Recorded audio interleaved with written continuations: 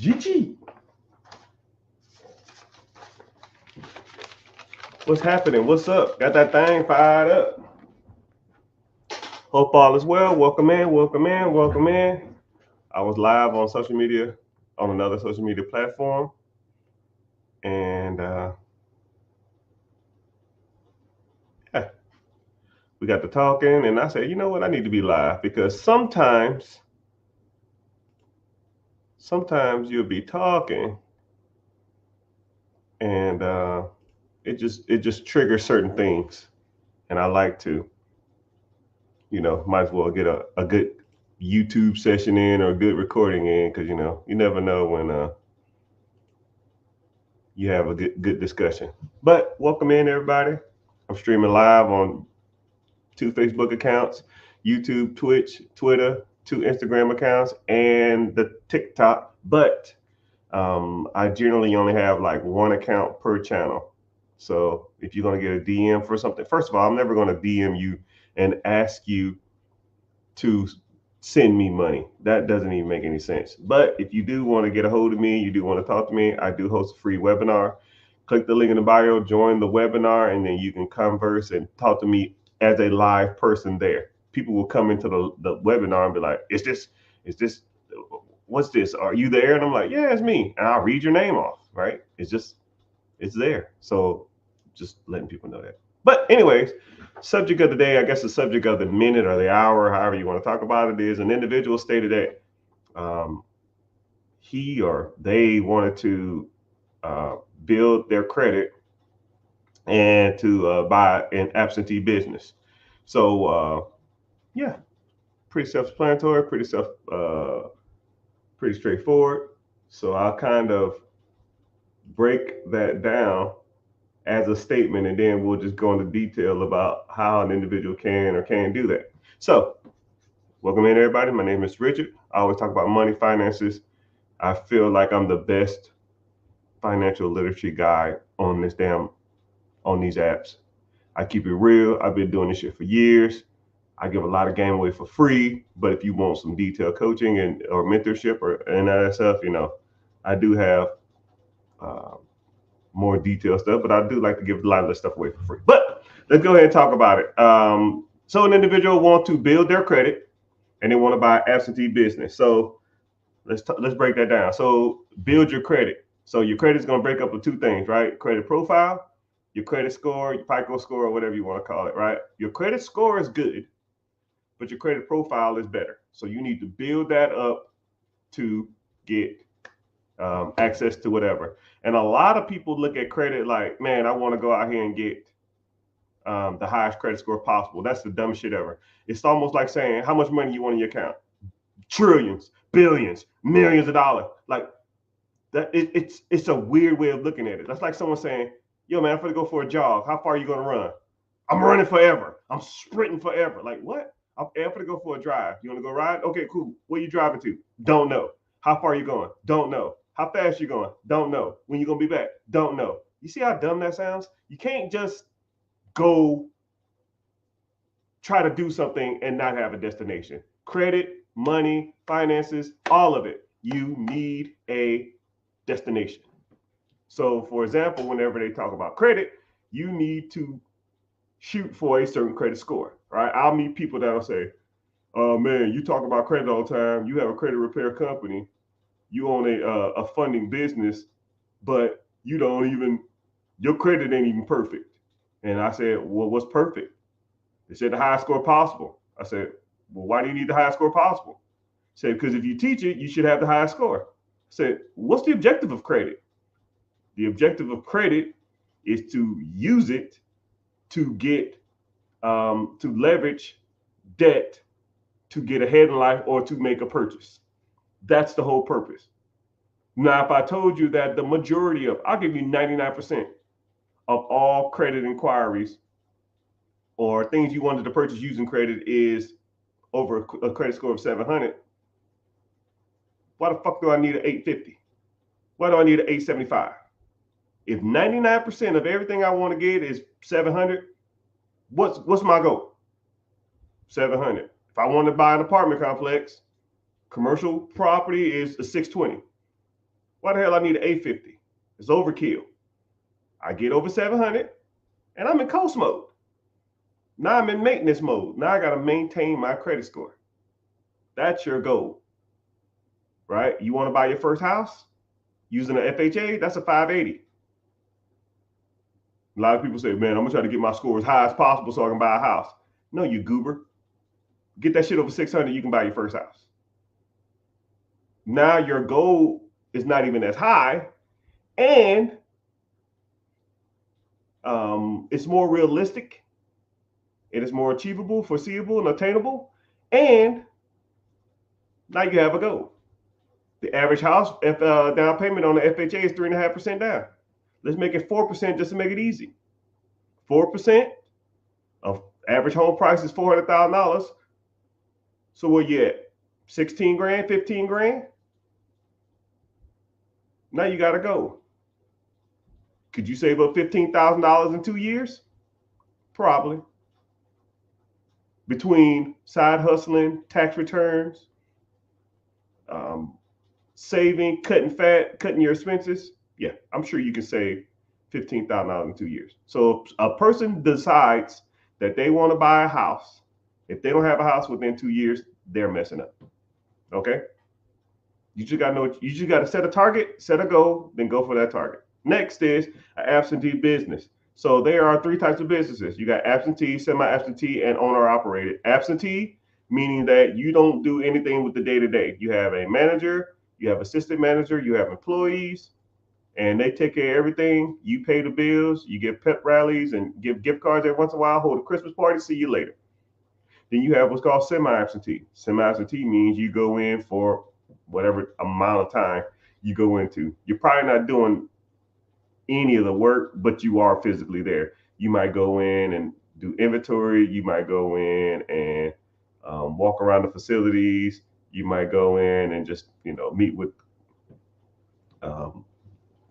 vendors and stuff like that. But you're not there often, and you're not there a lot, but you are there. And then you have an owner operator, maybe 1, 2, 3 employees, but they go to you. You're there all day. And you open the place up, you probably close the place down. But a lot of owner operators, you can make a little more money than an absentee business, and you can pay less for them, but is that risk worth that reward? I always ask people this. If you was an absentee business and made 50,000, you was a semi-absentee, means you work 20 hours a week, but you made 125,000, or you'll be an owner operator, means you work 10 hours a day, Monday through Saturday, 10 hours, so 50 hours a week, but you can make 250. Which one you want to do? I mean, those are the things that you need to be asking yourself. Those are the things you need to be looking at. You need to be asking yourself, man, do I want to do nothing and make 50, or do I want to do everything and make 250, or do I want to do some kind of stuff and also make 150? Those are the things you need to also be asking yourself. So build your credit and then start looking for a different type of business. But one thing about me and one thing about this platform, I'm fairly good. I'm trying to be a little humble and all this stuff. Investing, credit, business acquisitions, side hustle acquisitions, side hustle businesses, real estate, which I think real estate is my specialty, but right over time you just transition to other stuff because you realize that there's so many different ways to make money that you got to start putting your money to different other stuff. And sometimes you win, sometimes you lose, but you got to start transitioning out of what got you to the top. Some people say multiple sources of income. I think you need to find one way to make a decent amount of money, and then once you start making more money, then you can start getting into other stuff. You don't need multiple sources of income when you're kind of scraping by. It's almost irrelevant. But let's go ahead and get to some preguntas. Questions. Is there a difference between the 401k and buying VOO on Robinhood? Yeah. 401k is through your employer. VOO is a second market purchase of an ETF. It has nothing. It's like one person said. It's like going to Olive Garden and the other one is cooking spaghetti at your house. I mean, they're both spaghetti. Just one is prepared and the other one is you do it. Damn, that was a good analogy. God dang, that was a good analogy. Yeah, you can get one through your job. That's a 401k. If you wanted a retirement account, and 401k has tax benefits too. Buying Robinhood, VOO, QQQ, SPY, and that kind of stuff like that doesn't have any tax benefits. You start selling that stuff or trading out of it, you're going to have to pay capital gains tax or income tax. But you can borrow against your stock portfolio, and you don't pay taxes on debt. So you can keep it in there forever and just borrow against it. Put it into a trust, and then your kids can borrow off of it and have the interest make you interest and make you interest. Say word. Word. Good question though. Let's go ahead and get to some of these questions. I'm glad everybody here. Thank you for joining. I'm streaming live over all different platforms.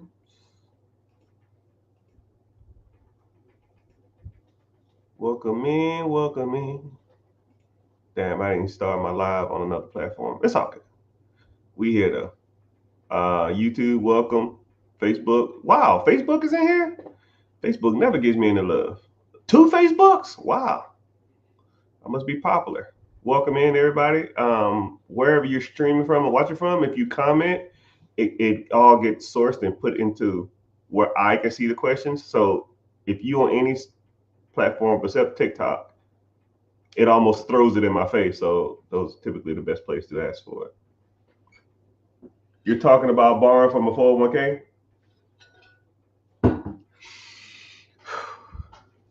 Okay, 401k, if your employer has a method that they can borrow against, generally you can.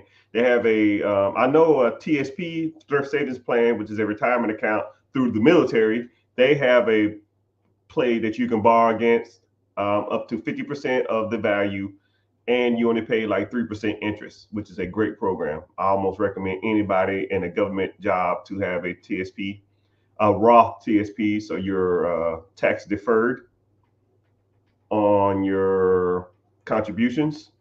And then also you can borrow against it through the company. But if you go to any, more likely most institutions and even my lending company, you can come to me and say, yo, man, I got 100K in my 401k. I want to take a loan out against it. I'll be sure, right? We don't touch your principal. We give you a loan, you make the payment, you go from there. But if you default, please believe we coming for it, right? We don't want to take your money, right? Just pay your bills on time. But that's that in a nutshell. So let's get this party started. Individual state, they have a 700 high 700 credit score, but not much credit history. It's hard to get a loan even with that score. Yes, because you have 2 different things. You have your credit profile and you have your credit score. Your credit profile makes up of your history, the amount of accounts you have, your account balances, your length of credit, that type of stuff. If you have a high credit score but a weak credit profile, the credit generally is not that good. It's not a strong credit profile. You might have a good credit score and you might go out and try to go get credit, and they're going to give you like pennies on the dollar. So, and then you'll also have people with weak ass credit scores, but a strong credit profile. I had a client. She had one of the strongest credit profiles I've ever seen. She had like 5 businesses, and she was using her personal credit as her business credit, which is a horrible idea. But she had pretty much like $110,000 worth of personal credit cards, which is super strong. If you have 3 different Chase accounts, 3 different Wells Fargo accounts, 3 different Bank of America accounts, a Navy Federal account, PNG, PenFed, all these different banks with $10,000, $5,000, $4,000, $8,000, $12,000 worth of damn personal credit. Your credit profile is strong as hell. But she had to use that just to maintain her business, so her credit score was low, and she had a couple late payments and stuff, so her credit score was low. So what my objective was, let's get rid of some of these late payments. Let's get our debt to income ratio. Sorry, not debt to income ratio. That's for houses. Your credit utilization down. Once you got that credit utilization down, then we've got our debt to income ratio down. Then our objective was to get the up. Then we got our credit profile stronger. Her credit score went up. Now we can go transition over to business credit, and now her business will be spotless. Her credit be spotless. I mean, real quick, man, I'm trying to figure out something. If you are on Instagram, what I have like 2 profiles going. What profile do you see? What is the follower account? I will be forever indebted, and I'll answer every question you got first if you do this. What account are you seeing this live on? Is it on a? Just tell me that, please, and then I'll get to whatever question you got. Because I don't. It's kind of weird. It's almost like I can't go live in 2 different places on Instagram at once, or to like jack it up. Miss Kim, thank you. Save your money. I don't need the gifts. They're appreciated, but I don't need them. What's happening, Gusto? Oh, good businesses for sale in North Carolina. There's good businesses for sale everywhere. So it's almost irrelevant. There's businesses for sale everywhere. There's homes for sale everywhere. Now, there are, when it talks about real estate and homes and stuff like that, you can buy them in California. It's just a little harder. It's just more expensive. Like, I don't know why anybody want to do business there. Business wise, you can conduct business out there, but it's just super saturated, man. That's why I always tell people to try to look. You don't necessarily have to try to invest where you are, right? And even if you're in North Carolina, like this individual asked, you can almost be.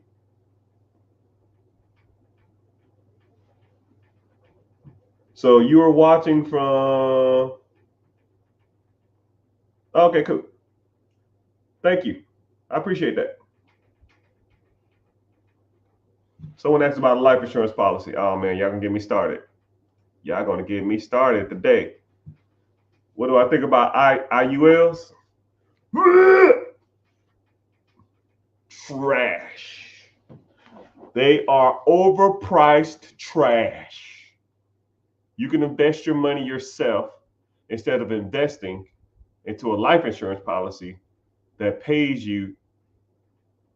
That you paying into a life. You're paying. Okay, let's take away the insurance word. Okay, take away the IUL. Take away all of that.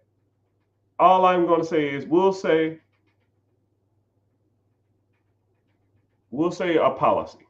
Okay, there's a policy or a program that you pay into every month, and once that program reaches a certain amount or a certain amount of time, then you can borrow against it while keeping the initial amount in there. Okay? Okay. Let's say you started a 401k, Roth or traditional. Let's say you started a TSP, Roth or traditional. Let's say you started a IRA, Roth or traditional. Let's say you started ETF. Let's say you started a mutual fund. Let's say you started a index fund. and you put money into it, and after a certain amount of time, when it was worth so much, you went to the bank and you borrowed against set accounts. What's the difference? There is no difference. It's the freaking same thing. Only difference is when you put money into those 8 accounts that I just named, you will get access to 100% of your money. The policy, the insurance one, you don't get access to all your money. And let's just say you put $1,000 a month into that account. You won't get $1,000 worth of access, but you put $1,000 into any of those 8 accounts, you'll get $1,000 worth of access. So why the hell am I paying for an insurance policy to take a loan out against it when I can just put it into any account, majority of any account? You can go buy straight stocks out of Apple. Get on some medium platform, buy $1,000 worth of stock, which is of Apple, $1,000, which is $12,000 a year. Every year for the next 5 years, that's at least $60,000. You can go to the bank and borrow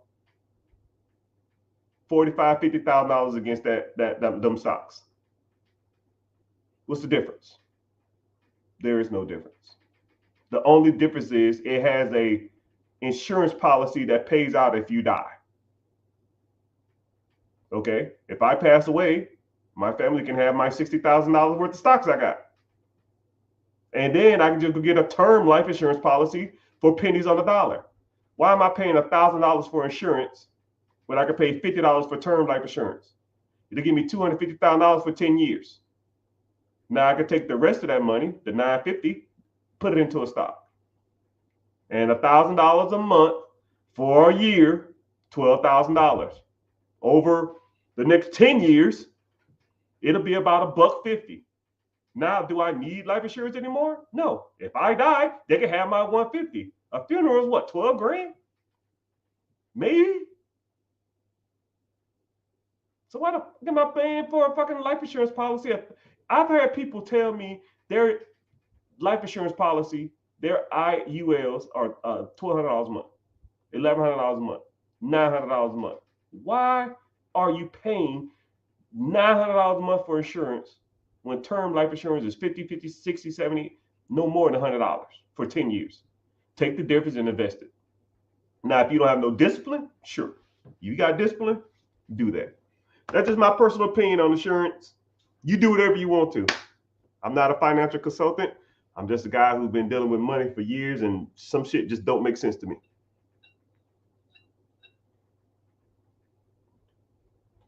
Someone said I'm selling my house and I'm walking away with $150,000.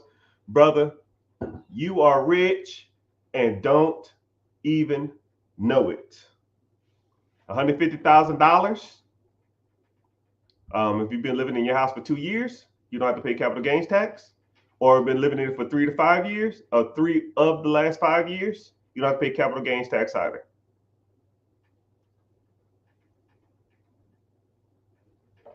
So $150,000 tax-free, I would look into buying a business that exists or buy more real estate.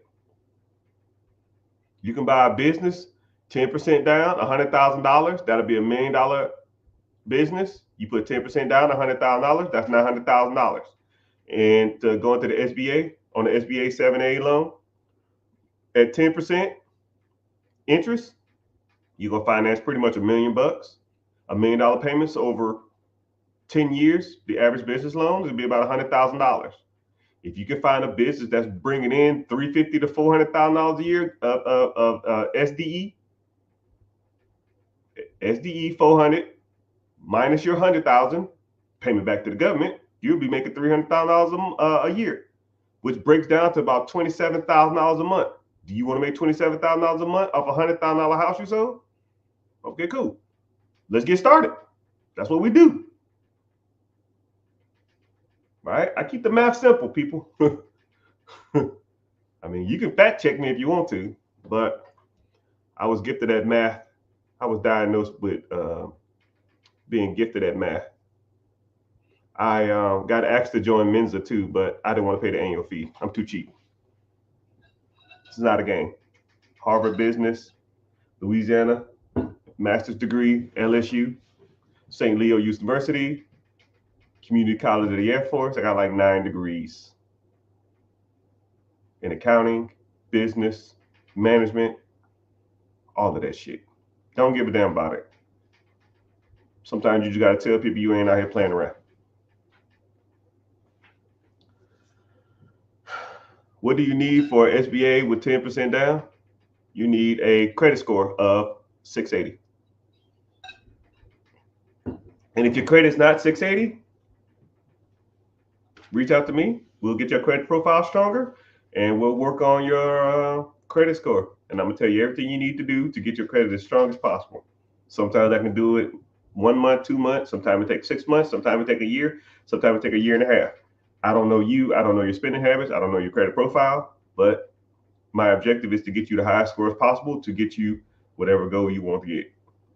Because a lot of people, they just need direction and need guidance. And there's a lot of people out here blowing smoke up people's butt, and I'm not out here to play around. I do not have time. Someone said I'm watching from the rich. Yeah, okay. When you go to the profile pic, what account is it? Is it the one? Does it have 100 some thousand, or does it have like 8,000, or does it have like 400 or something? I don't know. Just let me know.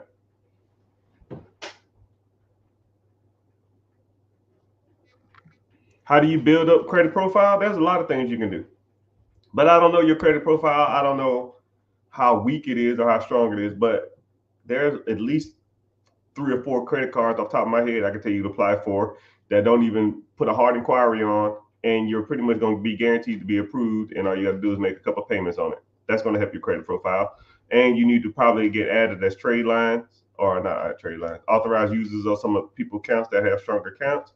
If you want to go do the trade line thing, it's really not my thing, but yeah, you just got to make your credit stronger, right? You got to start paying your creditors on time. You got to keep the accounts you have currently. You need to make amends with them, because a lot of people think that just closing down all the accounts that you got that have like a late payment or something like that is the way to go, but it's really not. That ain't how you do it. You'll mess up the whole system. This a new page? No, this is the same page as before.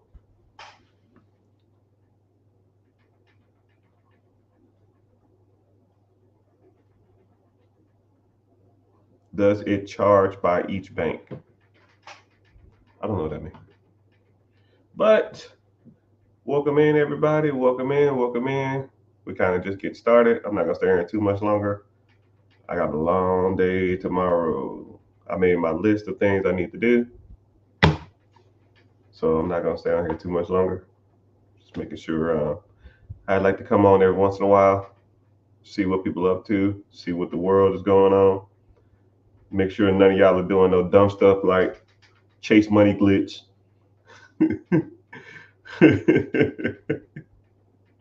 Oh man, people are so dumb.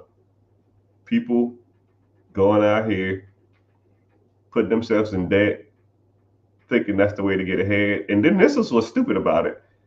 I gotta respect the hustle. If you feel like you need to go try to rip off a major government, a major national bank to get ahead in life or to get some kind of traction or motion, and then if you're going to get that kind of money just to go into negative on your account, then I don't like, at least do something with it that's going to make you some money. For those who don't know what I'm talking about, you can go on Twitter, you go on TikTok, Facebook, Instagram, type in Chase Money glitch. So what people are doing is, if you write a check to yourself, or you write a check, deposit a check into your account with a significant amount of money on it, what they'll do is they'll temporarily give you some access to some of that cash. So say if you wrote a check to yourself, or like you said, you had a buddy who had a check and you wrote a check to yourself, let's say it was $30,000 or something. You deposit that money into your account, and then they'll say, the check is processing, but it'll give you access to $5,000 or a percentage of it. So then what people are doing is they're just going to the bank and saying, oh, my account has $5,000 in it, $10,000 in it. I want to withdraw all of that money. So then they're taking all the money out. And then when the check bounce, then you got access to $10,000. But now your account is going to be negative $10,000, which, I guess it's a quick way to make $10,000. $10,000, it's pretty much a $10,000 loan. You're going to have to pay the money back, which I don't even think they're taking payments. They're just going to want their $10,000 back. They're probably going to close the account down and send that shit to collections. So I guess people forfeit their credit, which is worth way more than $10,000, and just to get access to $10,000. I mean, if you do it, whatever, have fun. You're gonna go to jail probably for forging checks or forgery, and then if you didn't go to jail and they just sent you a bill and made you make monthly payments, take the $10,000 and go buy some shit that makes you money. So whenever they do come and looking for their money, you are already you got a process that's making you money to pay for the debt. Just don't take the $10,000 and try to go put down payment on a Hellcat and go out to Gucci and Louis and make it rain at the club. That's the dumbest thing I've ever heard in my life. But that's what people are doing out here. So it is what it is. I'm sure that major corporation is probably going to get hip to it here soon. They have social media just like I do. And if I saw it, more likely some CEO or COO or CFO probably like, what the hell is going on? What the hell is going on? Someone said, do I have any student advice guidance? Yeah. Defer it and pay as little as possible on it. Student loans is one of those things that are always damn near always be there, but it doesn't factor onto any major decision that you need to do as long as you address the issue. So I think if you can get it deferred if you're not even working in the industry that you got the degree in. And if you aren't in a deferment, just make your minimum payments. Even if you don't pay your student loans or you default on your student loans, I don't even think it factors into your credit. I'm not sure. I don't know. I've had student loans, and I still got student loans. I don't care. I just send the minimum payment every month. Don't care. My credit is strong as all outdoors. So that's just my opinion on it. But they never factor in student loan debt when you're buying a car. They don't factor in student loan debt when you're buying a house. They don't factor on student loan debt when you're getting lines of credit or credit cards. They don't factor in student loan debt whenever you're buying a business.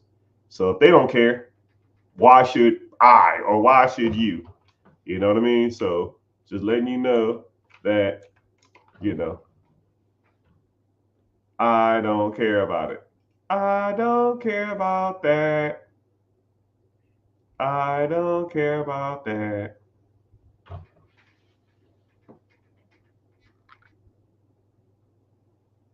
Someone said, do I sleep? Money don't sleep.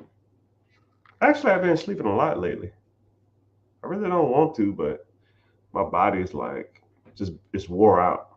Like I'll stay up like 24 hours straight and I'll sleep like 12 hours. It's kind of weird. I know that's super bad for you, but it is what it is. What's the best way to make money online? Tons of ways. Just depends. Depends on what you want to do. You can do SaaS. You can do digital marketing. You can sell digital products. You can do TikTok Shop. You can do social media manager. You can do content manager. You can do website designs. I mean, it's countless ways to make money. Just depends on what you're good at and what you want to do. Countless ways.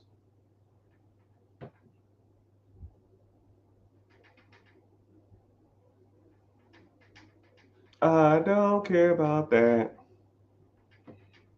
What's happening? Someone said, my thoughts on M1. I never used them. I've heard of them, but I mean, I'm kind of old fashioned, man. If it's worked for me for 10, 15 years, why reinvent the wheel?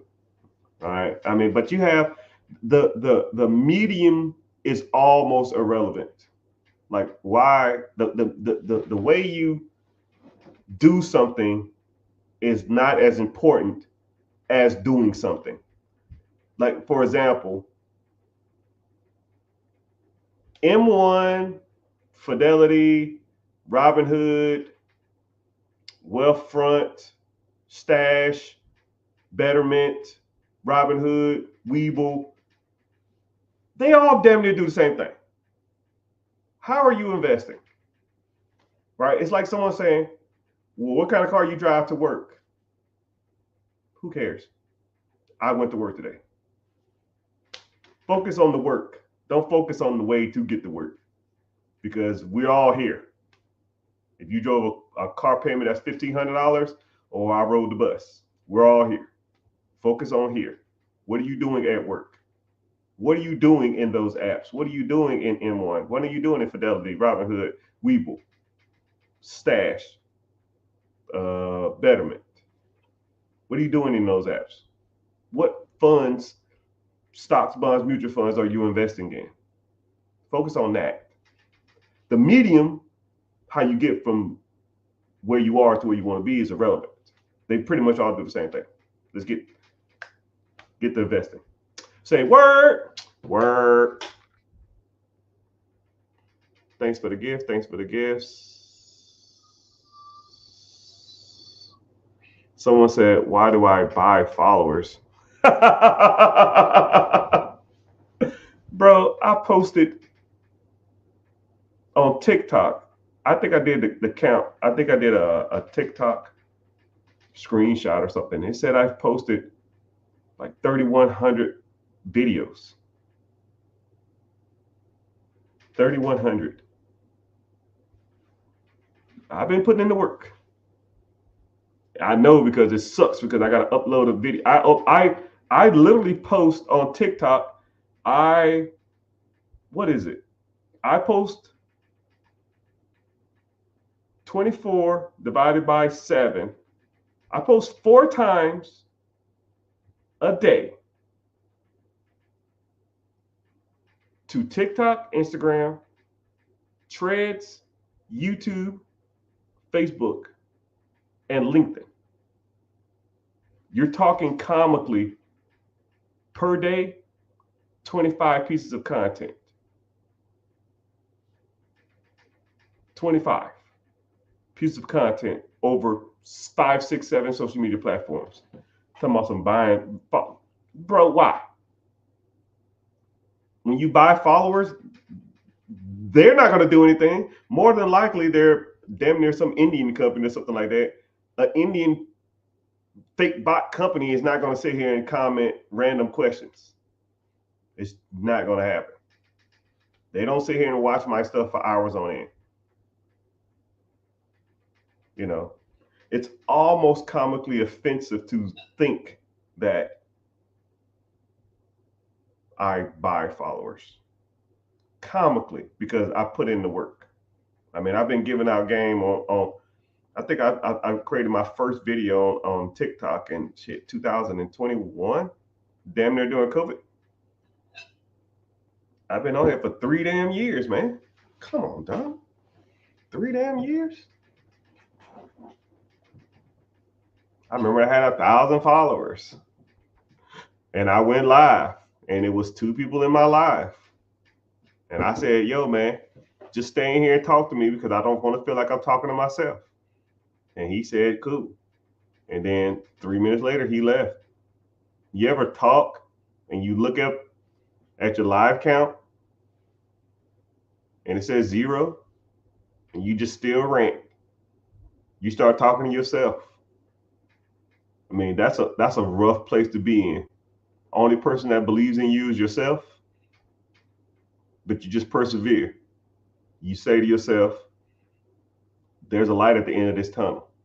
And then now, as I'm streaming now, there's 50, 65, almost 80 people in here now.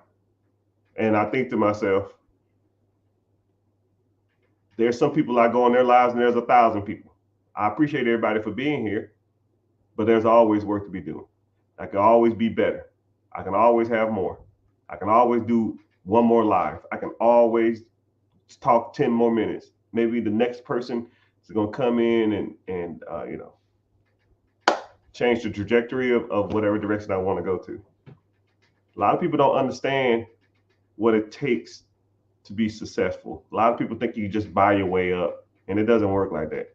You're not going to buy your credit up. You're not going to chase money, glitch your way to riches. You're not going to damn throw $1,000 in the account and in 2 years have $1 million worth of passive income annually. It doesn't work like that. It doesn't come that quick. You got to put in the work. And I do this shit all the time. I don't give a damn if I'm talking to nobody. I don't give a damn if it's 1,000 people in here. Don't care. I'm gonna sit on here an hour and a half to 2 hours whenever social media tell me to talk. And I don't care if you're in here or not, because my objective is to reach as many people as possible. Not fake people, real people. My message is to get as many people on these platforms as possible to see a better future for the minority community, the female community, the Hispanic community, hell, white people too. I don't even care. I don't want to be the greatest Black content creator when it comes to finances. I don't want to be the greatest male content creator. I want to be the greatest. And a lot of people don't understand that. A lot of people think you take shortcuts in this shit. There's no shortcuts to the top. I think people just don't understand when I say that I'm just talking shit just to talk shit. I, Mr. Richard, want to be the #1 financial guru in the world. And if I got to get on here and talk for 2 hours, I don't give a shit if it's to nobody. I'll do that. And I did that. Now I get a little traction and you talking about buying some, get out of here, man. Don't got time for that shit. But it'd be cool. You see me on CNBC, CBS, NBC, giving my perspective on why 2 presidents from now has a economic downturn and what he can do to turn it around. You can say, oh, wow, I guess you bought your way onto that too, huh? I guess when I was sleeping in my car, I bought my way up to this house, right? I guess when I was in the military getting shot at and getting blowed up, I guess I bought my way into that too. When all my friends was going out drinking and eating out every damn day, and I was sitting at home eating Pop-Tarts, I guess I hustled that too, huh? I guess I faked that too. People don't get it, man. People don't understand true sacrifice. I'm on a rant. I apologize. But sometimes you gotta set people straight. You gotta let people know you ain't out here fucking around. This shit is not a game. I ain't got a lot about none of this stuff. I'm caked up. I'm pretty good with money. And I'm out here trying to help y'all. Why the hell do I need to buy some viewers for that? They're not gonna do anything with it. That doesn't even make any sense if you think about it. Doesn't make any sense if you think about it. What age did I start investing? Good question.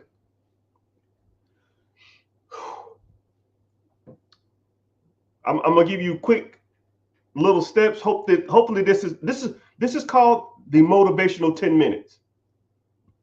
Because this next 10-minute section, whatever I'm going to say in the next 10 minutes, it will help you understand the perspective of nothing. Okay? I mean nothing. Because a lot of y'all say, yo, I got 5K, I got 10K, I got $12,000, I sold my house, I got 50,000. You had $5,000, that's $10,000 more than I had. because I started from the bottom of the bottom. I'm starting, it's a 100-yard dash. I'm starting 120 yards back. Okay. I had nothing. Joined the United States military. My paycheck was $1,000 a month. $1,000. If you make more than $1,000 a month, put a boom emoji in the chat. If you make $1,000 a month, because that's where I started. Because I like to show people that I didn't have nothing. I joined the United States military. I had to get a waiver to come in because I had so much debt. Okay. They said, you can't have debt in the military because you're more exposed to espionage and spies, and people can collusion and stuff like that. So you need to get out of debt. You got 2 years to get out of debt, or we're gonna kick you out. I had $10,000 or $12,000 worth of debt that I didn't even acquire. My mom and my sister put, Time Warner cars, credit cards. They put it in my name, and they said, here's a waiver. You got 2 years to pay this $12,000 off. Well, $12,000, I make $1,000 a month.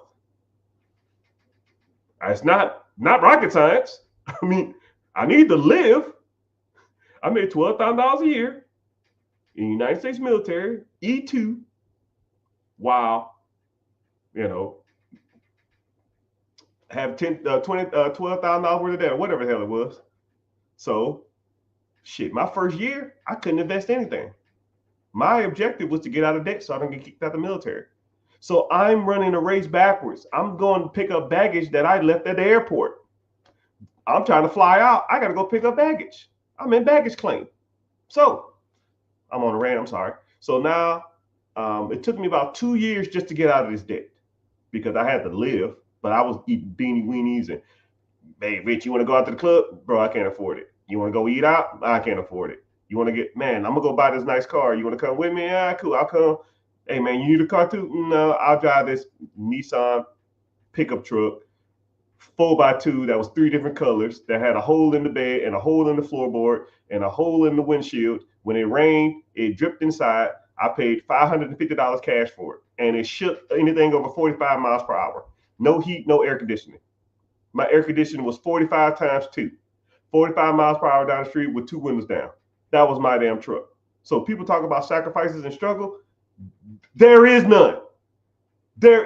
You cannot start off worse than me. Everybody in this chat, everybody in these lives, everybody in this group, whatever, however you watching this shit, nobody was worse than that. Old pickup truck with 2 ball tires that shook at 45 miles per hour, no heat, no AC, making $12,000 a year, and I had $12,000 worth of debt that I had to pay for the first 2 years of my life. Your $500 check, I put $50 aside for food, debt. $50 aside, debt. $100 here, oh man, there's a, heaven forbid my uniform tear or something like that. Well, damn. Shit, I gotta save another $100 out of my check. Rest of it going to debt. So it took me about 18 months to get out of debt. It took a while, a lot longer than I wanted, but that's what it is. So I continued to just save money because I was just driving the hoopty back and forth to work. My job was pretty close. Drive a damn pickup truck every day back and forth to work. And then I hit my 3-year mark in the military. So they said, yo, you finna go fight a war. Cool. I'll go fight a war. I don't give a shit. I know they give you tax-free money. They give you pay for getting shot at. They give you pay for all this other kind of crap. Hostile duty, hostile fire. You pay no taxes, all that kind of stuff, right? So I would be making an extra $500 to $700 a month in a war zone. I say, well, shit, extra $700, I'll take it. I don't give a damn about the bullets. I need the cash. So I'll go over here and fight a 7-month, 8-month war, whatever the hell it was.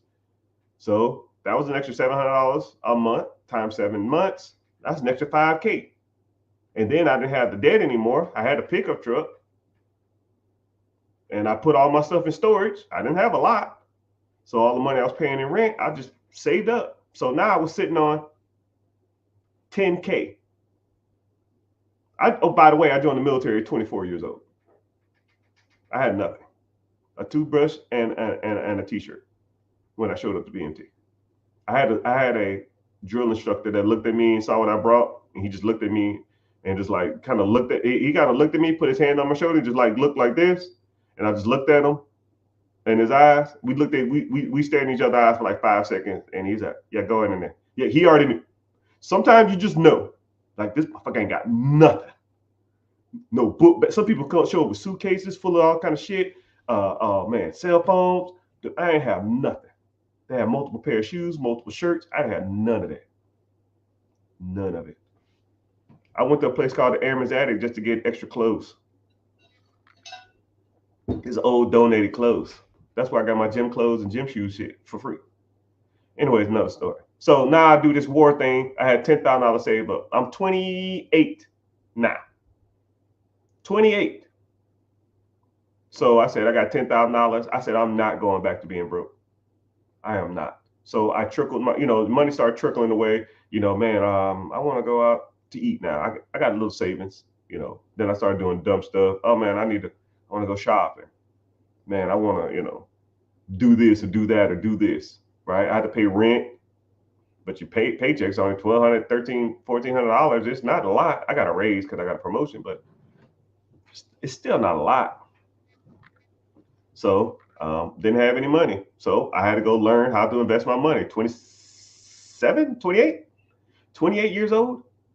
I went to the library because we didn't have Google like y'all do now. We didn't have YouTube on cell phones. What the fuck is that? I had a flip phone that had Snake on it. This was 2007, 2008. We had a sidekick that you text message with. There's no digital analog screens. What the hell was that? Went to the library. Then I, went up to the people and said, yo, man, y'all got books on money or finances or anything? I didn't say finances. I didn't even know what the fuck that even meant. You have books on money? I think that's literally what I said. That's how I let you know my literacy level. Y'all got books on money? Yes, we do. Self-help department. Go over to self-help, and it was one little cabinet. 107 books. I was like, damn. And I thought it was a lot at the time, but it really wasn't. It was 107 books because I sat there and counted. Well, I kind of guessed, okay, cool. 25, 25, 25, 4 rows, 7 at the bottom. Cool. I said, how many can I get? So you can get 10 books at a time. Cool. Started getting 10 books. I read, if you want to consider it reading, I skimmed, because in the military, you got a lot of downtime. So a lot of times I was sitting in the truck or sitting on the flight line or sitting on the runway waiting for aircraft to take off or taxi or waiting for aircraft to land, or while I was refilling up military equipment. Sometimes filling up a piece of equipment could take 30 minutes. So you just put the gas thing in there, click, click, and you're just sitting there waiting. And I just read, right? Sometimes I'll read the, one thing in the military though, the way we're taught to read fast is to read the first line of a paragraph and then skim the paragraph and see if there's anything else that's just not fluff. A lot of times when you read, especially information like that, they'll say like, investing in an index fund is one of the fastest ways to get wealth. And then they'll give you like fluff, right? The rest of you don't need the fluff. You got to get the idea. Okay, cool, index fund. Next paragraph, right? And I would try to read comically a book a day. And I sat there every day. Some books was better than others. And I just read because I didn't want to lose my $10,000. And all the books that I got, they all said the same thing for the most part. It was 4 major rules. Invest in real estate, invest in the stock market, own a process that paid you while you were asleep, and invest in a process or a business or something that paid you while you were sleeping, and having good credit will make things in life cheaper, and you can leverage credit to buy assets. Those are pretty much the gist out of all those books that I read over that 3-month period, or 4-month period, whatever it was. But majority of all the books talked about the stock market. So At 28, when did I start investing? Answer to your question. At 28 years old, I said I need to start investing. And investing back in the day, y'all motherfuckers got it good. Y'all have it great. 2007, 2008, rough. Because you know what you had to do? You had to call the brokerages and you had to set up a brokerage account over the phone. And you had to wire transfer over the phone through wiring instructions from your checking account. So, for example, if you wanted to look up your checking account and your wiring instructions or your routing number, what would you do? You just go online on your cell phone and find your bank. Or you can just hit wiring instructions, send money from Zelle, and ship it over to whoever you want to do it. That shit wasn't a thing then. I had to physically call the brokers and say, yo, man, I want to invest in these funds. And then a lot of times will say, oh, you need a minimum requirement of this.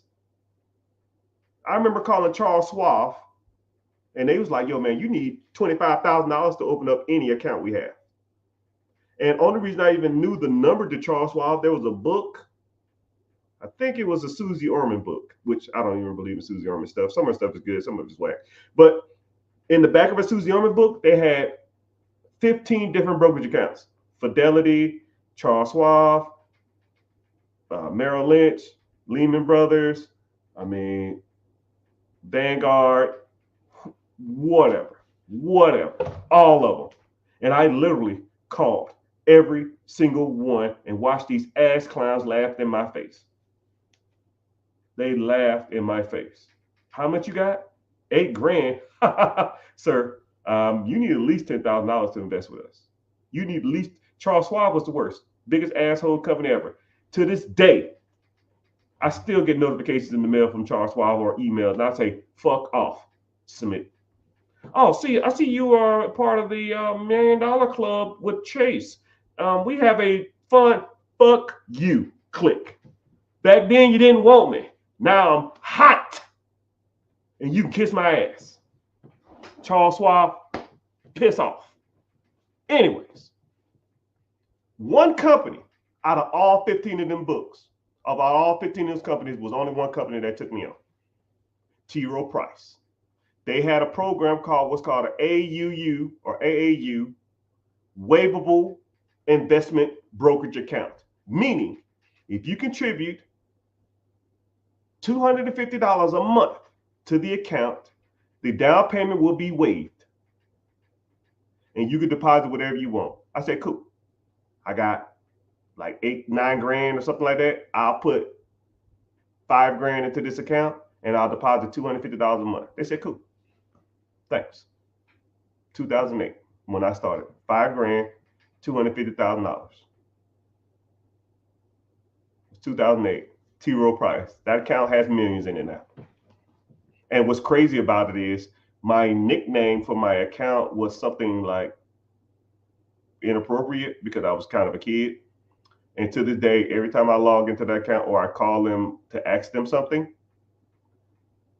they laugh every time I give my username because it's just super inappropriate. It's pretty much, I can't say it. I'm not going to say it. But it's just a funny story. So the answer to your question is I started investing at $5,000 was my first initial investment at 28 years old. I'm mid-40s now. That account is almost 18 years old. Right? You can do the math on it. $250, $5,000 down payment, $250 a month.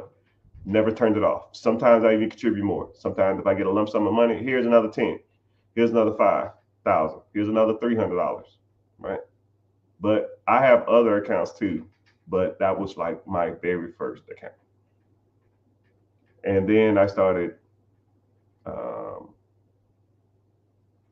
and then I just started saving up more money. And then I had enough money to buy my first house. That brokerage account was about 27, about 3 years in, 27 and a half, 28, I bought my first piece of real estate. Then 28, I bought my second real estate. Then 29, I bought like 5 properties. And 20, and then 30, I was buying one a month. But that's how that started. Good question though. Somebody said, what about a laundromat? What about a laundromat? If that's what you want to do. But I tell people all the time about laundromats, man. Laundromats are one of those things. I hate to use the Jordan analogy. I feel like I use this all the time. So I'll break it down like this. Whenever you're looking at a laundromat, it's like buying retail shoes that everybody wants. They're overpriced and they're overhyped. You know, if Nike makes a pair of shoes for 40, they make a pair of shoes for $5. They send it to America, charge, Foot Locker $50, and then Foot Locker has them for sale for $119. Some reseller clown goes in there and buys them all up, and then now they have them on eBay or in their retail store or their resale store for $300, $299 or something like that. And I was like, yo, bro, these shoes are 119 damn bucks. Why the hell are you charging $300 for it? Because people will pay $300 for it. It's the same thing with laundromats. People that sell their laundromat think they're worth more than what they're worth. And then people buy laundromats because people want to buy laundromats. So people overpay and don't know how to value laundromats, but they're so in love with laundromats, just like people love Michael Jordan, just like people love Scat Packs and people love Hellcats, that they will overpay for that shit just to get into it. Oh man, I want a Hellcat, I want a Challenger, I want a Scat Pack, and then that car should be selling for $30,000. You pay $40,000. The average interest rate on a car nowadays is 6% or some shit. You paying 15%. Your car payment is $1,500 a month, but you got a Scat Pack. You got a Hellcat. You cool as hell. No, you look like an idiot paying $1,500 for a car that you should have paid $10,000 less and or got a better interest rate for. The average car payment should be like $700. You're paying $1,400, $1,500 just because you press the engine and it goes ying ying. Get the out of here, man. Get out of here. That's my thought on laundromats. You can overpay for that shit you want to, but if you really truly understood how to evaluate a business, I'll show you how to break down the numbers when acquiring any business in the world. And then I'll show you the laundromat numbers. You say, who the fuck wants to buy this? And I say, yeah, exactly. A lot of the people that I deal with when it comes to acquiring a business, as soon as they say laundromat, I say, okay, cool, sit down. I'm gonna learn you something. You good with math? Cool. 1 + 1 is 2, right? Cool. 2 + 2 is 4. Okay. Look at this laundromat. What does that say? What? Yeah. Well, why would someone pay for this? I don't know. Man, maybe it's just this one. Cool. Pick a state. Nebraska. Cool. Laundromat, Nebraska. Damn, this is the same thing. Cool. Pick another state. Pennsylvania. Here's the laundromat in Pennsylvania. Damn, these are overpriced. Yes, they're overpriced. Why would people pay for this shit? Because everybody wants a stupid ass laundromat.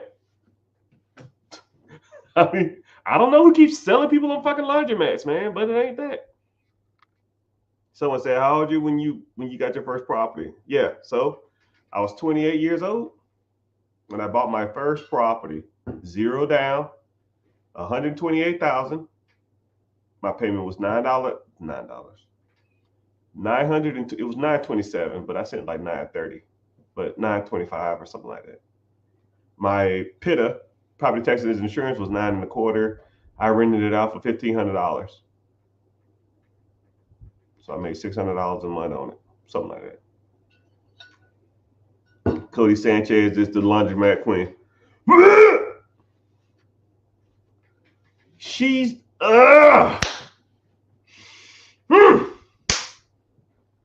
I'm gonna leave it alone. She's no queen of mine. Mid at best. 1 through 10, 5.5. She's not that good. If me and her sat on the stage, you wouldn't even be a fan. If me and her sat and talked about just finances, money, credit, business acquisitions, dispositions, multipliers, freaking debt leveraging, debt servicing, all of it. She's not that guy. She's not it. Not even close. Right? But you know, she has the platform and she has the spotlight. But please believe, Mr. Rich is coming. And I'm cutting all the red tape from all that bullshit. All these people y'all idolize or all these people y'all think are good at money aren't. I know people who go through her program and I'll talk to them for like 10 minutes. It's like, yo, bro, she don't really know that much. She's really not that good. And I say, yeah, I know she's not that good. Why do people keep listening to her? Because she has the platform. She has the social media following. She has the audience. She has the look. You know, a young 29, 30-year-old white lady, long, nice hair, fair skin, nice makeup, well-spoken. Wow. But my middle-aged, black, rough Nike tech suit on, there's a difference, man. You know? I'm just not there yet. I'm not, I don't have her backing, her social media, but I'm getting there. And when I do, real recognize real.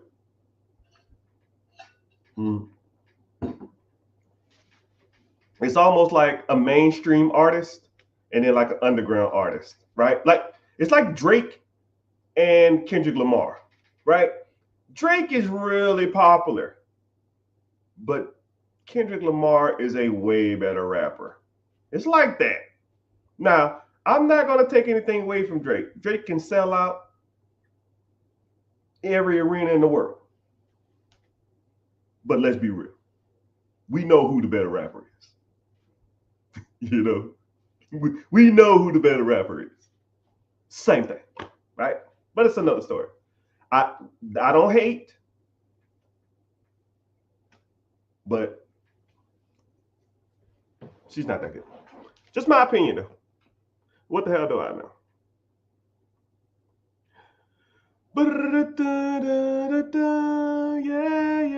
Yeah.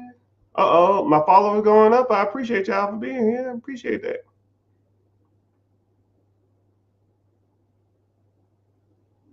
What are the best side hustles currently? Great question.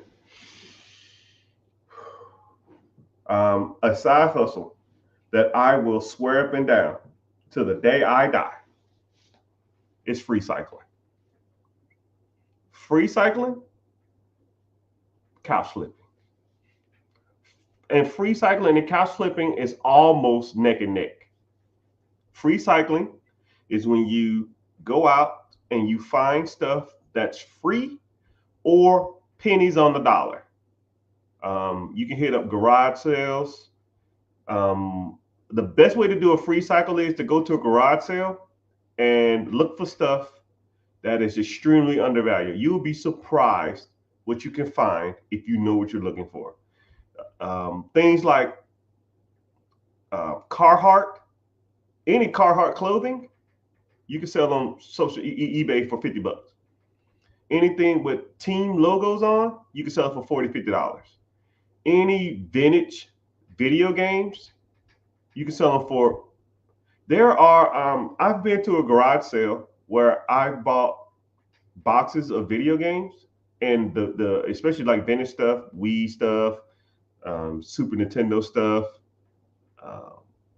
PlayStation 2 stuff, PlayStation 1 stuff. Some of those games can go for hundreds of dollars online.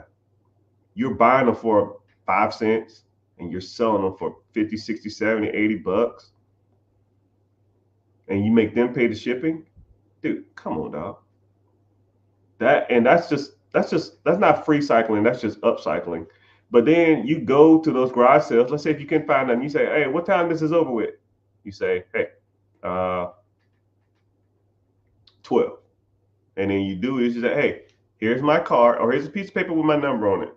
Whenever you're done, if there's anything that you don't want or you don't need anymore, just take a picture of it, send it to me, and I'll pick it up. I'll either donate it or I'll just get rid of it for you.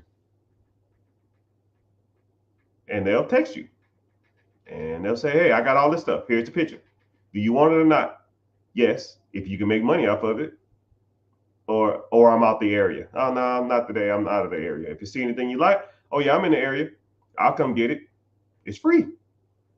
You pick that shit up, you clean it up. Now you take it and put it on Facebook Marketplace or put it on eBay. It's not rocket science. It's free. Free cycling. You're cycling someone else's free stuff and you making money off of it. I did it for years. You can make $200, $300, $500 a week. That's $2,000 a month. That's $24,000 a year. Doing what? Going to garage sales? You can do the same thing with couches. People got a couch they want to move, or they got a new couch, they don't want it anymore. Go to Facebook, search the term free within a square 15-mile radius. See what comes up. Thank me later. Best side hustle in the world. Because people get rid of nice free shit all the time. You just got to put in the work. You just got to put in the work. $200, $300 a day, right? You probably don't even make that a fucking hour. You don't make that at your job, right? Let's say if you spend 8 hours doing that, and let's say you free cycle for the day, right? Let's say you make $300 that day, right? $300 divided by 8 hours, that's $40. $38. You don't make $38 an hour. Why the hell are you sitting around watching college football? You're already waking up. If you wake up to get to work at 6 o'clock, 7 o'clock in the morning, your body's going to naturally wake you up at 5 or 6, 7 o'clock in the morning anyways. What do you do? Roll over on your phone, watch fucking TikTok? Oh, man, I got a college game coming up. Man, that. You're broke. Fuck football. Screw them sports. Get your ass in gear. Get some of this money out here. You can't complain about the work you don't put in. You can't complain that you're broke because of the work you didn't put in. It's simple math.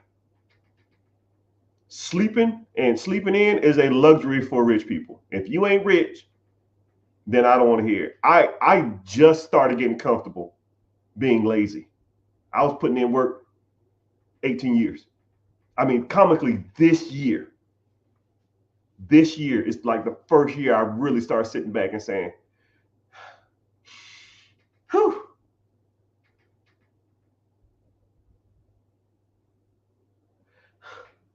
I made 6 figures last month. And I just started doing, let me watch a game. I didn't watch football for years. I didn't watch sports. I don't have time. Where y'all get all this time from? Oh man, let me go to the movies. Okay, movies? Y'all are nuts. Y'all got way too much time on your hand. And for some of y'all to be complaining like, I ain't got no money, I can't get ahead, my credit sucks, I'm broke, don't want to hear it. And then turn around and go spend $50 eating out, and then walking around the mall or sitting around playing on their cell phone watching football or basketball. You know, it's kind of crazy because I'll meet people and they'll text me, man, I ain't got time for that. Man, that sounds like a good idea, but I ain't got enough time for that. Then a month later, talking about, oh man, you saw that Super Bowl? The Super Bowl was a pretty good game. And then I text them right under their damn they post. I thought you was busy, homie. I guess that Super Bowl is worth your financial dreams. Yeah. Don't ever comment to me shit don't work, because I will save your comment and I will save your profile and I will find your ass. Because all you gotta do is put something stupid on your platform about you doing something lazy. You on vacation? Oh man, you must have hit the lottery or something, because I thought you was broke.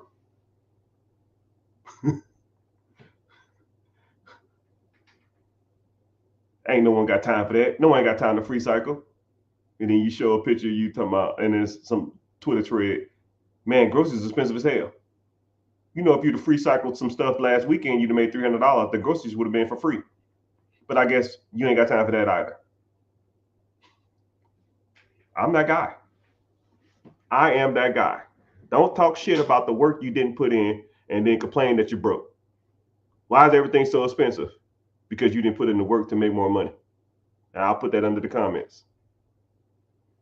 I am not playing around, people. I am not playing around, people. Yeah. What's your favorite type of business to buy? The one that makes money. It's kind of a rhetorical question, right? I'll even say let's use laundromats, because the same individual was talking about laundromats earlier. There's two laundromats. I wouldn't even say two laundromats. I'll say, what's the most beautiful, awesome business? And I'll say you own a high-end jewelry store and a clothing boutique. Okay? Let's say everybody in the world knows your commercials. You have a jingle. You on TV. You on the radio. And let's say that business is cost $500,000. But that business makes to your pocket, after everybody's paid, $100,000.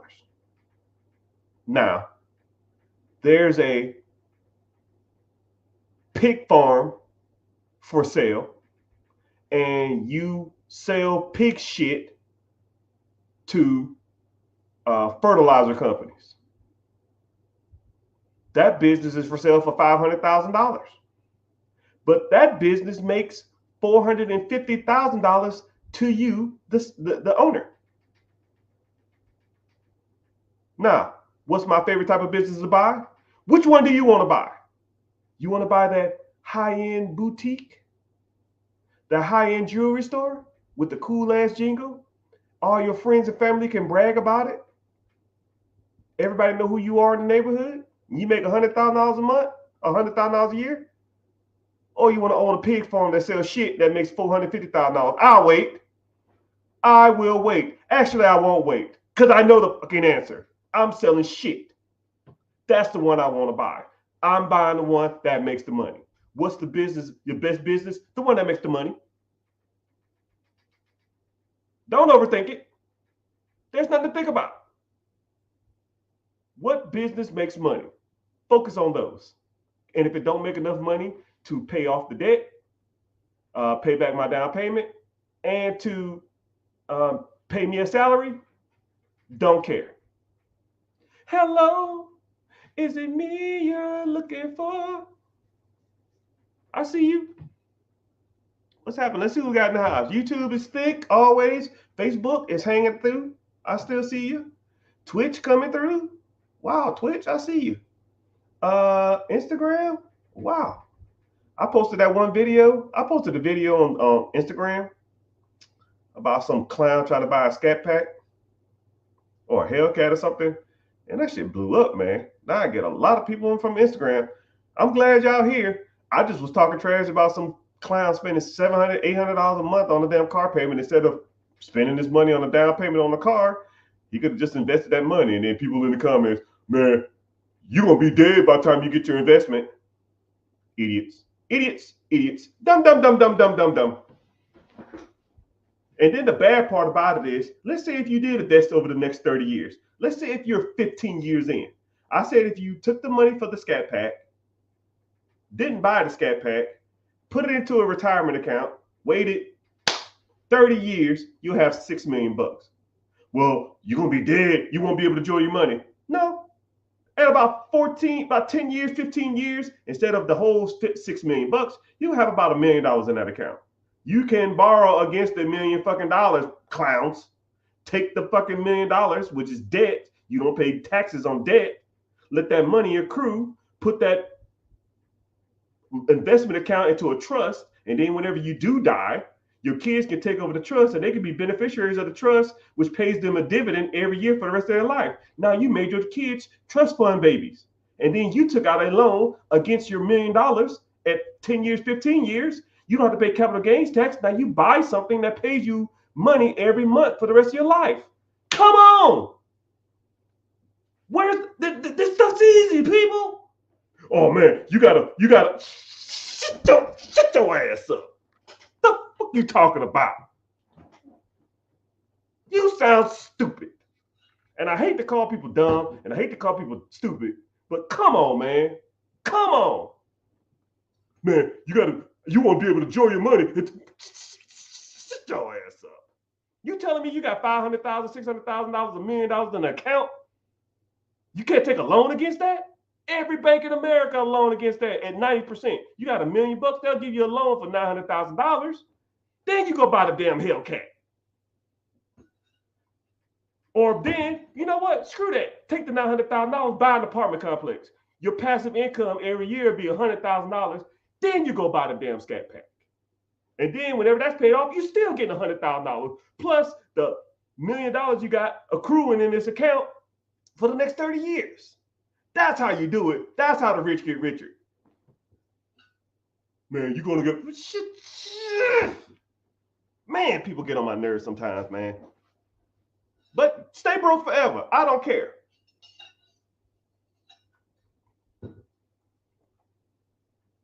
I look too good to have my blood pressure this high, people. Please. Please.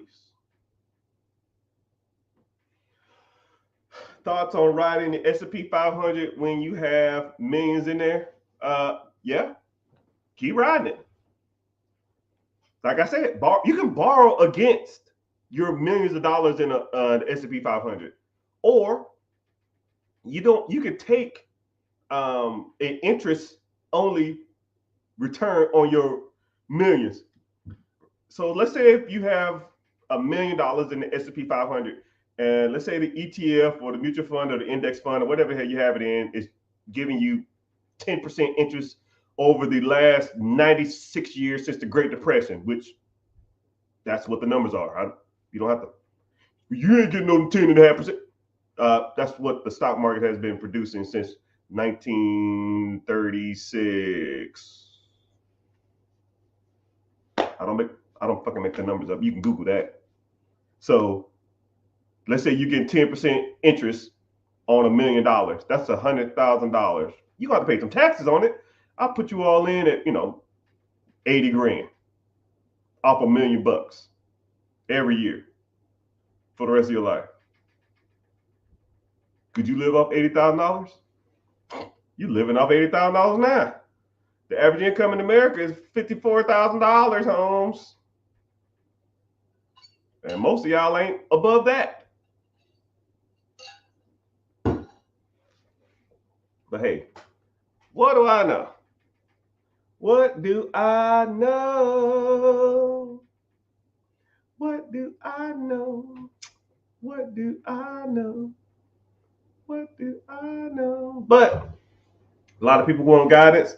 This type of stuff I like talking about, man. It's comically entertaining and it's comically easy to me. If you want to learn more, for those who are in, click the link in the bio, join the free class. I got a free class coming up Wednesday. I don't know what day it is. I don't know where you are. Man, I got to get off here, man. If you want to learn more about this stuff, investing, stocks, bonds, mutual funds, credit, business credit, debt servicing, business acquisitions, real estate, investment properties, buying your first home, buying multifamily, buying commercial properties, you're in the right place. Congratulations. You found the last financial person that you'll need to talk to or associate with for the rest of your life. Because 99% of that shit out there is trash. There's only a handful of people I mess with, and there's only like 1-2% people that I even listen to. Not even. There's only like 5 people I even listen to, and sometimes they're wrong. But sometimes you do need a different perspective. Sometimes you do need to hear outside guidance, right? And then the bad part about it is a lot of the minority community, they ain't even close, man. I saw a financial guru, I'm not going to say his name, but he said he made a post on Facebook talking about I'm back. I was like, you're back. Go back to where you was at. You're trash, man. You're not that guy, right? Maybe in 2019, 2020, 2024, dog, I'm coming for the crown, dog. I want it all. I want it all. I want it all. I am the king pooper of this money thing. I am not out here playing around. I'm not going to tell you nothing that you can't do. I don't sell false dreams. None of this shit is scammers shit. None of this stuff is pipe dreams. It's all just numbers and statistics. It ain't going to happen overnight. It ain't going to happen in a week. There's no get rich quick. There ain't no hustle. It's just straight up, you got to put in the work. And I'll get you to the promised land. You just got to do the work. And you can't be afraid to do it. You cannot be afraid. I meet people all the time. I honestly, when I meet people, I figure if we talk for like an hour, 45 minutes of my time is convince you not to be scared. 45 minutes of my damn hour with you is going to be convincing you that not to be scared, right? You know what's crazy is when people are afraid, it's because they haven't done the work or the prep. You know, like if you're a boxer and you're scared you're gonna get your ass whooped on your first match, it's because you didn't practice enough. I'll give you my best. I mean, if you are fearful of something, listen to this example, and I promise you, this will kind of ease a lot of your pain. When I wanted to invest in real estate, I had no clue what I was doing. None. So what I did is I started watching HGTV because we didn't have YouTube and that kind of stuff like that. We didn't have none of that stuff.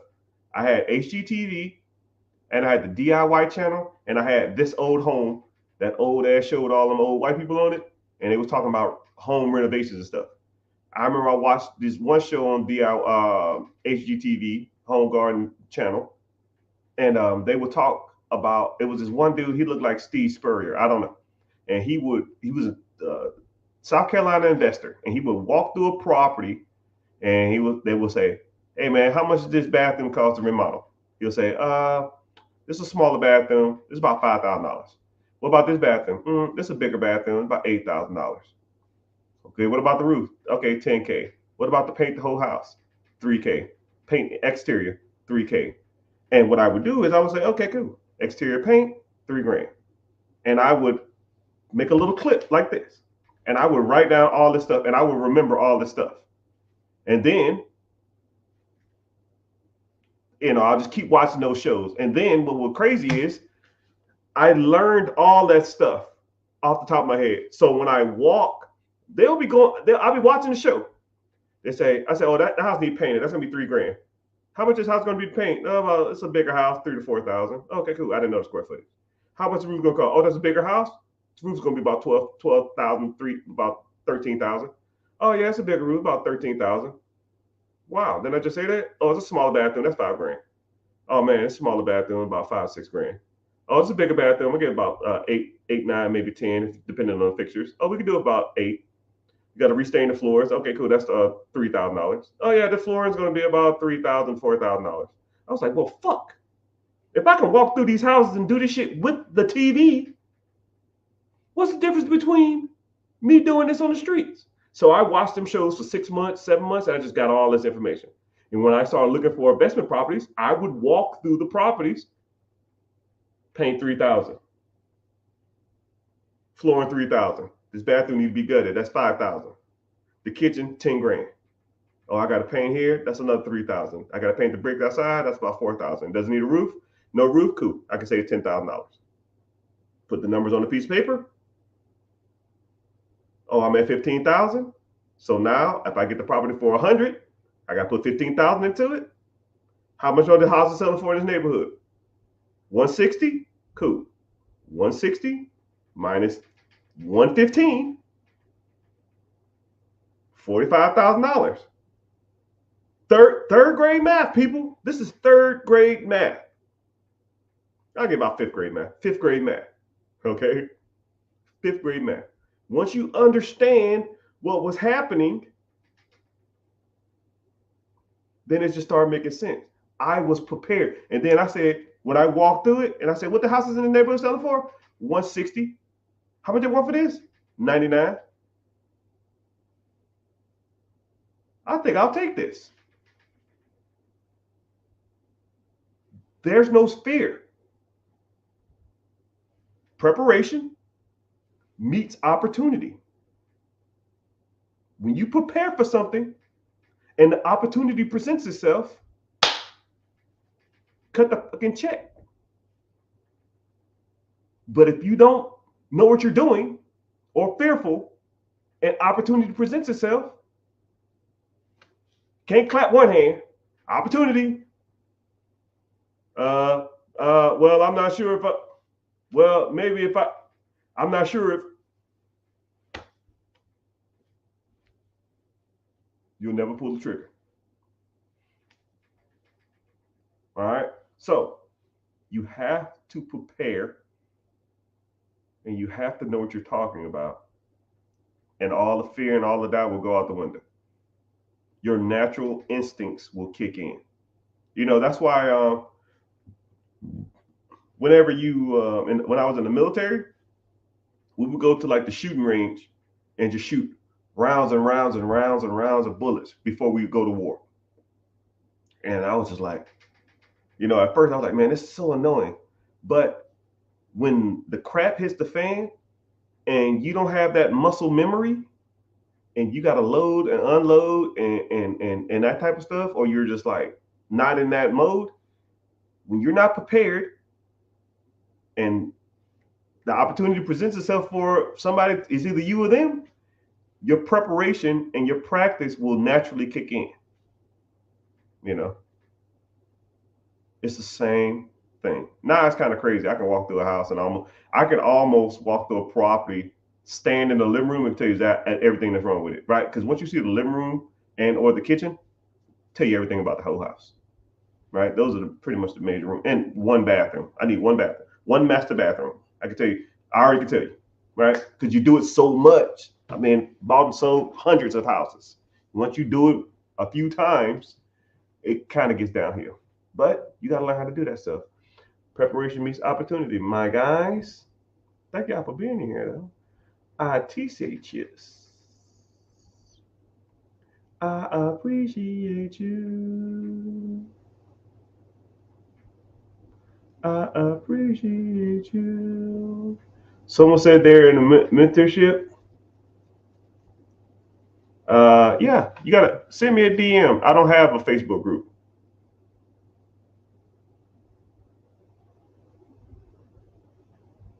Someone says personal trust pays dividends. I don't.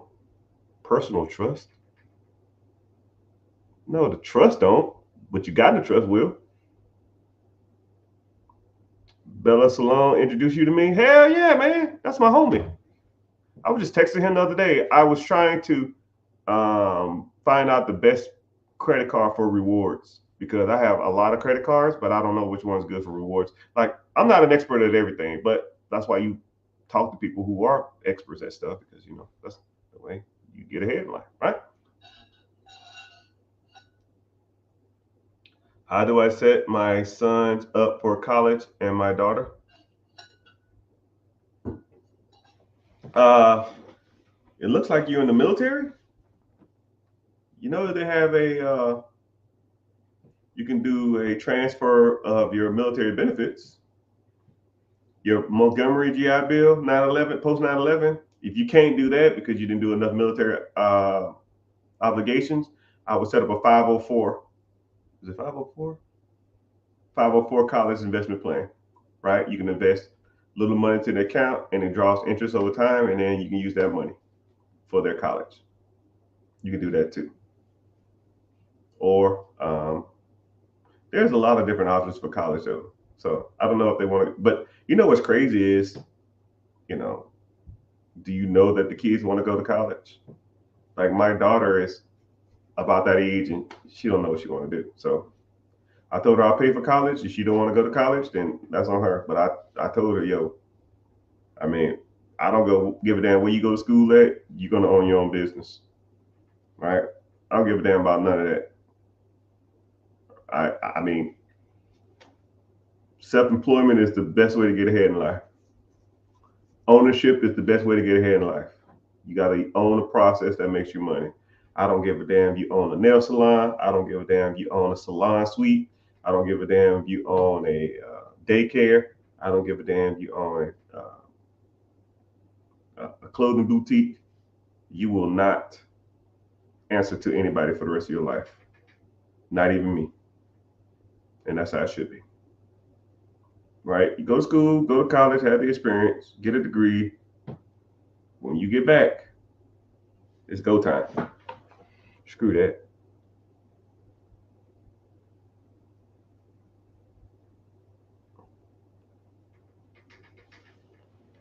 How much did I spend on renovating? How much did I spend where? Here? Wherever. I don't know what that means. And my first property, how much? Chase? Fulfilling? I don't know what that means. How much did I spend on my first property?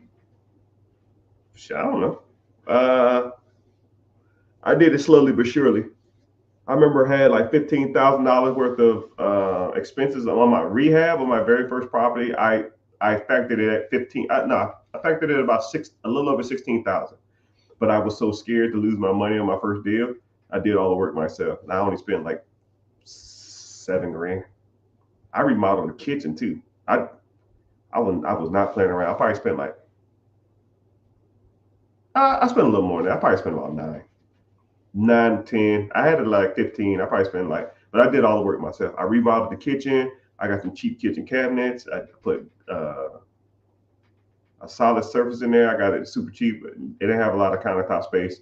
It was hardwood floors under the matted carpet. The house was built in 1955. It didn't have lead. It didn't have asbestos. It had, I think it had asbestos tile. It didn't have knob and tube between the outlets. I didn't change the box. Oh, I did change the box. I did that myself, man. I was scared as hell. I don't know if you ever had to rewire a damn electrical box, bro. But I was scared as hell. I thought I was gonna die. I just had someone sit out there with me the whole time and be like, yo, man, just sit out here and talk. Because if I get shot, kick the hell out of me. But yeah, I probably spent $10,000 out of the $16,000 budget just to save money. I did it myself. And I learned a lot. And there was no YouTube. I literally was at the Home Depot or the Lowe's and it's like, yo, man, I'm putting down tile. I don't have no clue how to do this. Oh, yeah, you need this, you need this, you need this, you need this. Okay, cool. How do I do that? Okay, cool. Thanks. I'll do that. Come right back. Do this, do this, do this, do this, do this. I'm like, oh, okay, cool. What about this?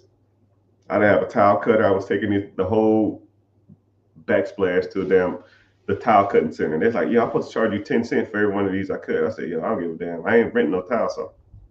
And then I just take them and walk straight out.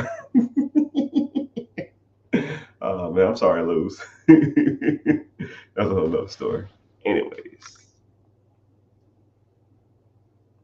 Someone said I do 101s. Yes, I do 101s.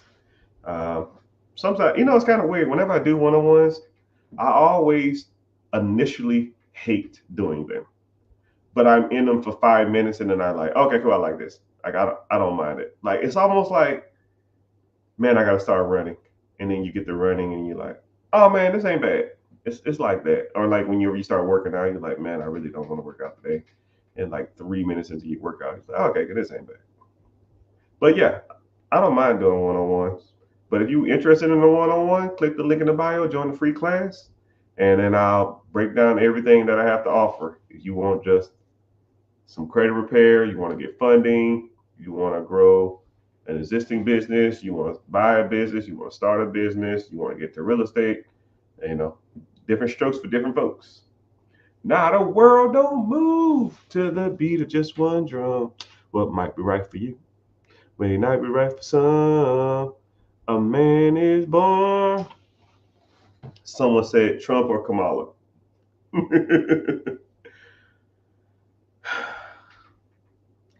You ain't got a clue, my friend. You know how rich people view politics? Not like middle class or poor people. Not even close. Not even close. You are doing things wrong, my friend. But I'll give you a quick story.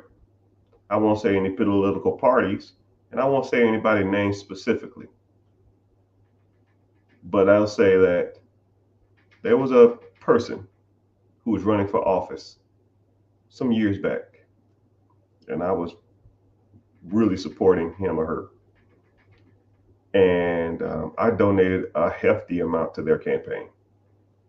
A hefty amount. The amount is irrelevant. Hefty. Them mother cluckers called me every 3 days or every 5 days, every week, asking me, yo, man, you need anything? How can we help you? Thank you for the contribution. Is there anything that you would like to address? Is there anything that we need done? You need done if this candidate gets in office? And I was like, what the fuck? Why are you calling me? Right? I just wanted to support the individual. But they kept on calling me. And I said, you know what? I just want the person to call me and thank me. That's it. They said, man, that's going to be pretty, he or she is pretty busy, but I think we can arrange something. Okay, cool, whatever. Didn't think nothing of it. 3 weeks passed. Get a phone call from a random ass number that I never seen. But you know, sometimes you feeling froggy, fuck it, I pick it up. Because it had like a, the verified check on it, whatever shit is. Hey, is this Mr. Richard? Yeah. Set individual wants to talk to you. Please hold. You got a minute? Or can you talk? I said, yeah. Please hold. It's just silent. 2.5 minutes later, individual pops on the phone. Hey man, how you doing? It's like, what the fuck? Is this you? Yes, it's me. I say, wow, man, that's crazy.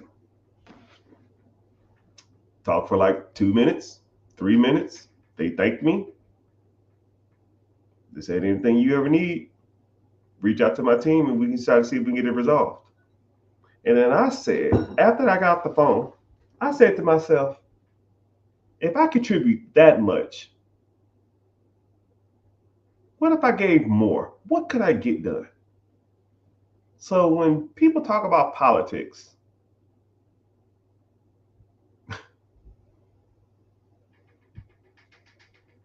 y'all have no clue.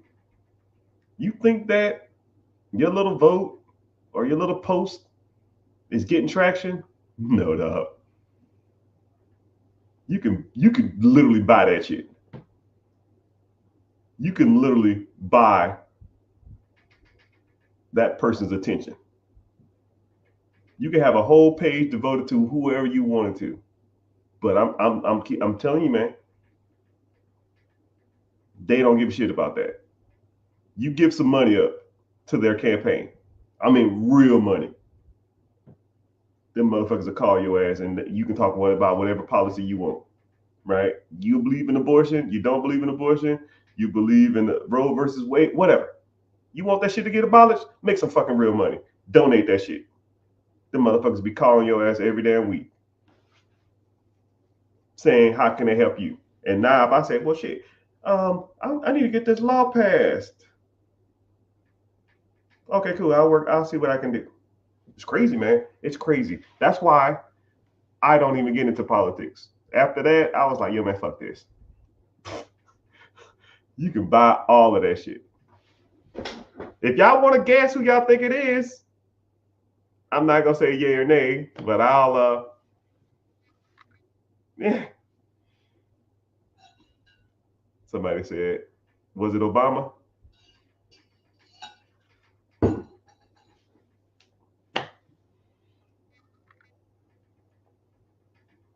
Someone said it was Tupac. How old am I? A little over 40.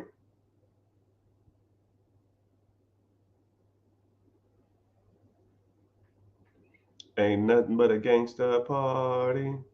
I've been watching you since your YouTube video on TikTok or YouTube. Yeah, man, I made that shit a long time ago. Dang, that's old. Dude, I'm 10 times better than that now. But you know, it is what it is. I bought a fixer-upper and I was underprepared. You ran out of rehab money. Yeah, you should learn.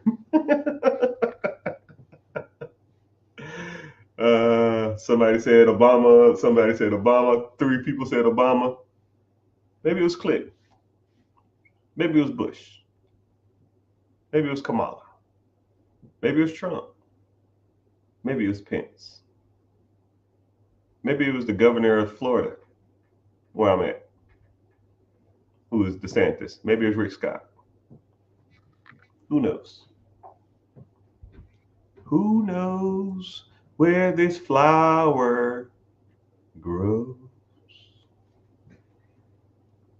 Someone said, "What's good?" What you yelling at me for? What's good?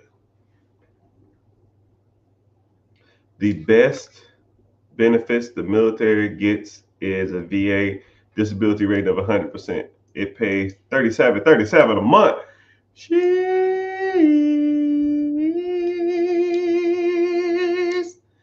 I need to get my disability. I've been out the military almost 6 months now. I ain't even started that process. But it's all good. I'll get it eventually.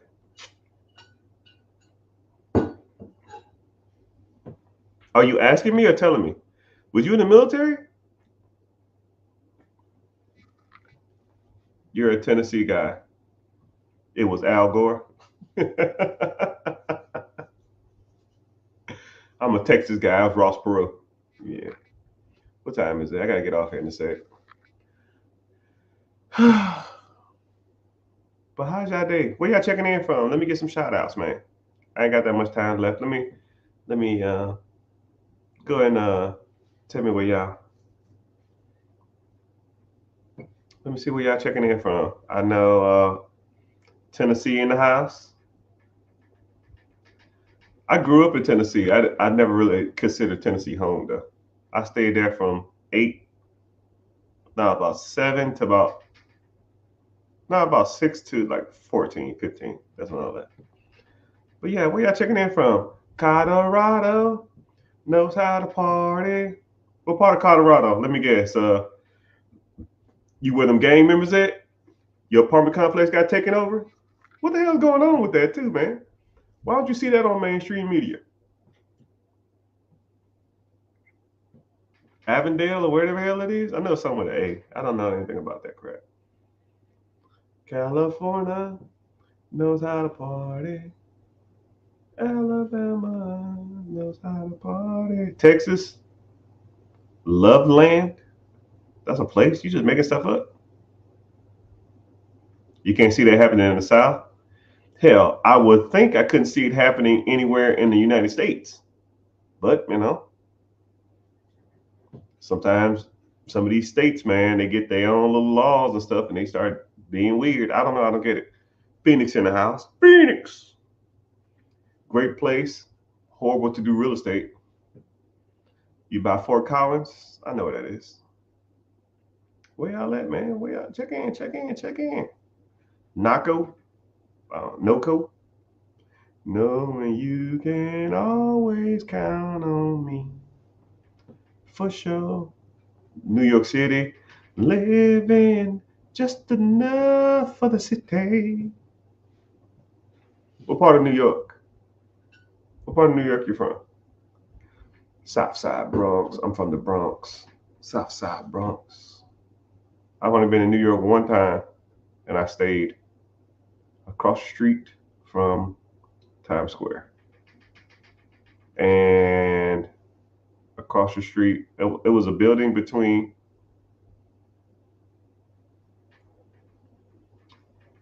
Times Square and wherever they do the shows.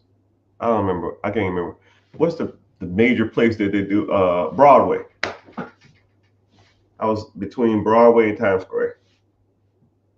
Right? Did the whole tourist thing. I wasn't as impressed as I thought it was gonna be, but I guess it's cool. It's literally just a lot of buildings. Times Square, Central Park was kind of nice. It wasn't as many people as I thought it was gonna be. I thought it was gonna be just people and people and people and people and people, but it really wasn't. But what was kind of cool is like people didn't like bother you. Even like the homeless people don't even bother you, right? You in like the South or any other state, man, homeless people coming up to you and asking you for money, begging, like they're not there, man. I don't know, and I don't know. It seemed like it was like some streets had a shit ton of traffic, and then sometimes it just was no traffic. It was just like I don't know, it was so weird. I don't know if I could live there, man. It was not for me, but it's all from Queens. Where is I gotta pull up a map because I'm not familiar with all the areas. Okay, I see you. Um, I was I was in Manhattan. Yeah, I was in Central Park. We crossed over to go to Queens, but we didn't get out. We really didn't go to Brooklyn. Yeah, we pretty much was. I think we went to the Bronx and wherever Jennifer Lopez was from.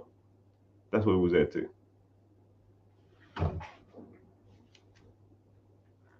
But it's all good.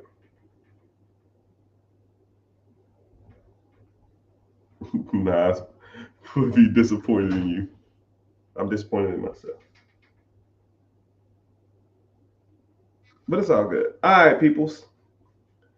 I have to do my 2 hours on social media because they get mad at me if I don't. So I genuinely appreciate y'all for being here, and hope y'all learned something. Hope y'all are inspired. Hope y'all learned something about money because that's what we do here. If you're new here or you're just tuning in for the first time, whatever platform you're on, please make sure you're following. Um, Ask the questions. If you want to send me a DM, I answer all my messages. I'm a little slow lately, but I try to sit there and answer all my messages. First of all, and also, I will never send you something asking you for money via, send I get some crypto or anything like that. That's a fake account. That's a spam account. I won't do that type of stuff. Only thing I offer is a free webinar. So if you want to go to the free webinar where we talk about money, finances, how to get ahead in life, all that kind of stuff, click the link in the bio and join the free webinar. And if you don't know where to find it, just find me on social media and just say, I need the link. But if you find me on any social media, the link will always be above. And you just sign up there. I said before, I don't sell you information. I don't do none of that stuff. But I show you how we really get down, when this on this money thing. Because there's so many people out there and so much misinformation out there that you have to be showed or taught the proper ways on how to do this stuff. Because it's a lot of noise out there, and I know a lot of times you don't know who to trust or who to listen to or who to get your information from. But you have to take a step in the right direction. You have to want to move forward. And a lot of times, you see so much shit on there, you don't know what to believe, right? And trust is earned, not given, right? And I'm just trying to earn your trust because I've been doing this for so long, and I just want to earn your trust, and I want to show you that there's actually genuine people out there that actually do this, and I'm not trying to like blow smoke up your butt, and, trying to get join this and do this. And I promise you, I don't need your money, right? I don't. If you want to do it, that's fine. If not, I just throw that out there for people who want to. If you go and watch the hour-long free class and you get a lot of information from me, because I get a lot of game, and you're like, okay, cool, I'm good, thanks, cool, I don't care. It is what it is. But if you want to move forward, you want to learn more, learn as much as possible, that's why I'm here, right? We get something started. But if you're interested, see you in class. And if I don't, I'm rooting for you. Always be taking advantages of all the different ways to get money out here because there's tons of them. You just got to implement it and do the work. I wish you the best. And thank you for watching. Auf Wiedersehen.